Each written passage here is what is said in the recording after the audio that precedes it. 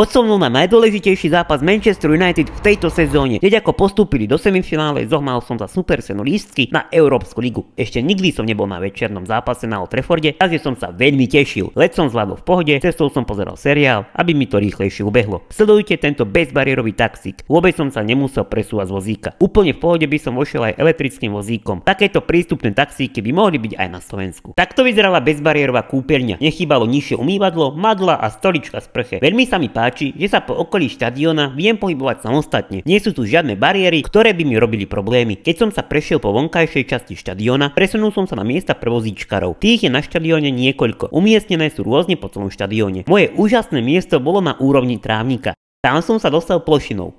Určite jedna z výhod toho, že som na vozíku je, že môže mať takéto miesto. Atmosféra bola najlepšia, akú som na Old Trafforde zažil. Nezabudnutelný zážitok. Dokonca na hodinkách mi prišlo, že som vo veľmi hlučnom prostredí. Skoro som sa postavil od radosti, lebo United dal 4 góly a postúpil do finále.